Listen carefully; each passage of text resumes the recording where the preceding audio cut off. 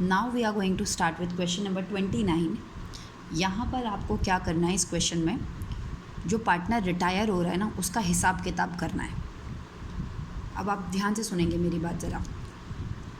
भाई रिटायरमेंट होगी तो उसका बिज़नेस में बहुत कुछ अभी आपने सीखा, गुडविल का शेयर था, प्रॉफिट्स थे, जनरल रिजर्व था, सबका हिसाब किताब बनाओगे ना, उसको बताओगे कितना पैसा तेरा टोटल बनता है। वही हमने इस क्वेश्चन में करना है। इस क्वेश्चन को ज़रा मैं आराम से पढ़ूंगी, आप इसकी लैंग्वेज समझने की कोशिश करना। Question number 29 from the new book, preparation of capital account and balance sheet वाले कंटेंट में ये दिया हुआ है। Point number 1, partnership deed of C and D over equal partners. दो पार्टनर्स थे, सी और डी, इक्वली शेयर करते थे। उनके बीच में ऐसा क्लॉज था कि जब भी कोई रिटायर होगा, डीड में उन्होंने लिखा हुआ था, तो 6 महीने पहले इन्फॉर्म करेगा। ठीक है जी। और जब कोई रिटायर होगा तो उसको क्या क्या मिलेगा, तीनों पॉइंट्स में लिखा है। पहला पॉइंट लिखा है कि भाई उसको उसके कैपिटल में जो भी पैसा पड़ा होगा, जितनी भी पूंजी उसने लगाई होगी, वो वापस मिलेगी, दोनों में से, कैपिटल अकाउंट में से भी और करंट अकाउंट में से भी। सेकंड पॉइंट उन्होंने लिखा है कि जितने दिन वो उस साल में, हर साल तो प्रॉफिट बढ़ता रहता है, आपको पता है, सब बच्चों को पता है ना ये बात। 31 मार्च आते ही हर साल प्रॉफिट बढ़ जाता है, तो जितना भी उसका प्रॉफिट का हिस्सा होगा वो उसको वापस कर दिया जाएगा। गुड। थर्ड पॉइंट है गुडविल में उसका शेयर, जो कि आप अभी तक करते आए हैं। ठीक है, तो तीनों चीज़ें लिखी हुई हैं। अब हमें ये तीनों चीज़ें निकालनी है।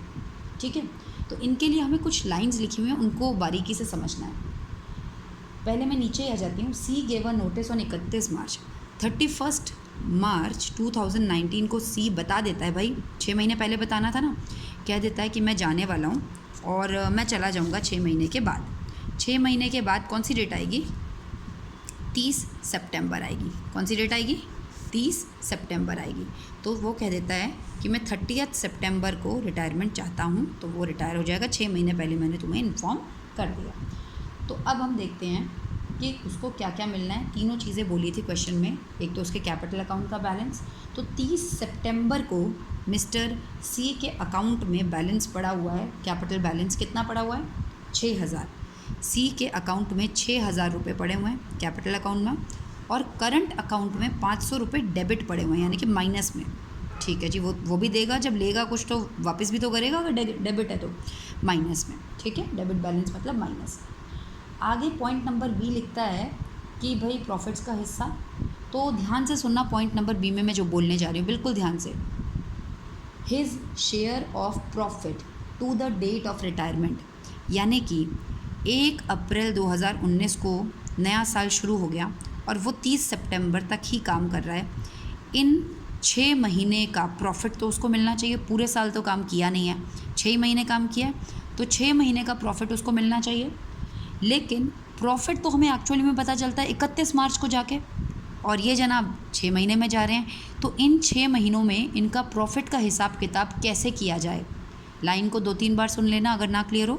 1 अप्रैल को साल शुरू हो जाता है, 30 सितंबर को ये जा रहे हैं, लेकिन हमें एक्चुअल प्रॉफिट तो 31 मार्च 2020 को पता चलता, लेकिन ये तो बीच में ही चले गए।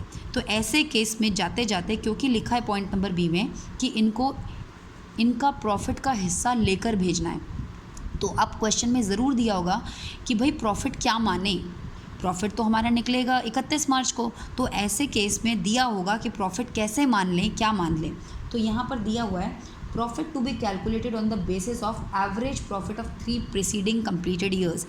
जिस दिन वो रिटायरमेंट ले रहा है उससे जस्ट 3 साल पहले के प्रॉफिट को, उससे 3 साल पहले के प्रॉफिट का एवरेज निकाल लेना और वही मान लेना कि इस साल का प्रॉफिट वो हो जाएगा। मानना तो पड़ेगा, उसको तो पेमेंट करनी है, तो कुछ मानना था। तो क्वेश्चन ने क्या मानने को कह दिया, क्वेश्चन ने आपको ये कह दिया कि इससे पिछली 3 बैलेंस शीट का प्रॉफिट का जो एवरेज आएगा वो इस पूरे साल का प्रॉफिट होगा।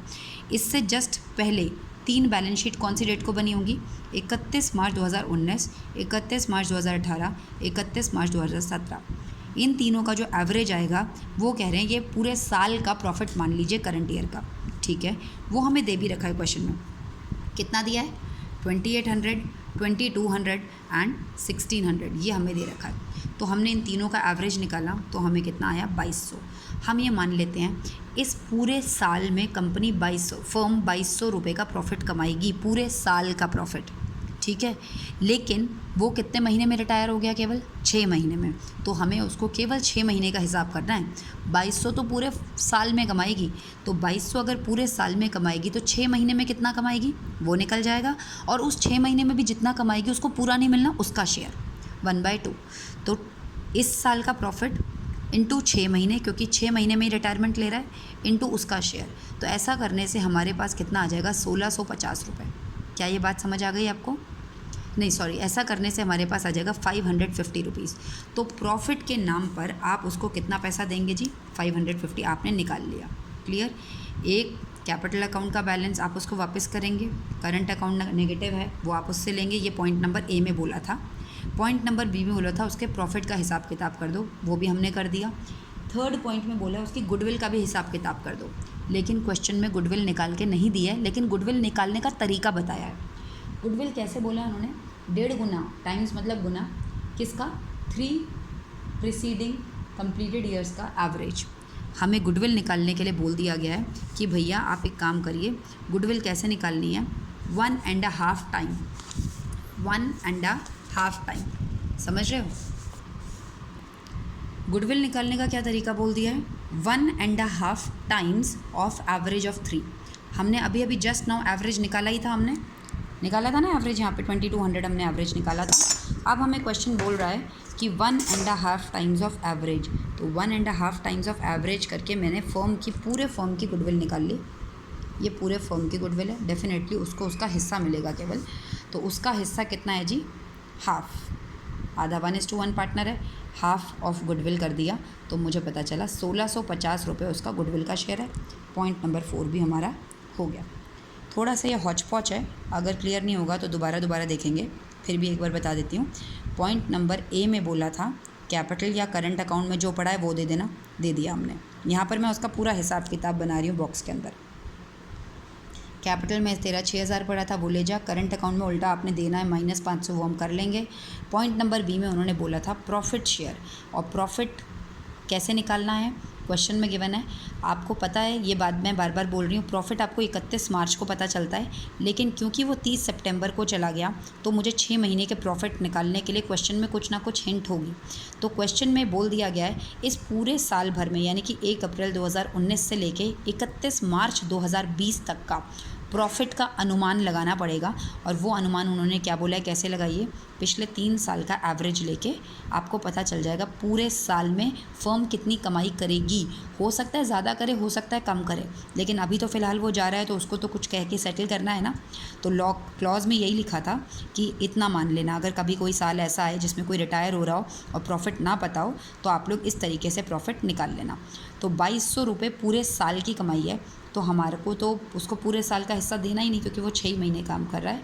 2200 इंटू 6/12 इंटू उसका शेयर, ये निकल के आ जाएगा 550। तो प्रॉफिट भी हमने निकाल लिया 550। दूसरी बात है गुडविल। गुडविल के बारे में बोला जा रहा है कि गुडविल कैसे निकालनी है? Goodwill 1.5 Guna of AP, 1.5 Guna of average of last 3 years. Average अभी हमने 2200 निकाला, इससे फर्म की गुडविल 3300 आ गई, और उसमें उसका हिस्सा कितना है? हाफ, यानी कि 1650। हमने गुडविल भी निकाल ली। चारों चीज़ों को ऐड करने पर आप उसका पूरा हिसाब किताब बता सकते हैं। 6000 - 500 + 550 + 1650 इज इक्वल टू 7700। ये आपने उसको पैसा देना है। ओके।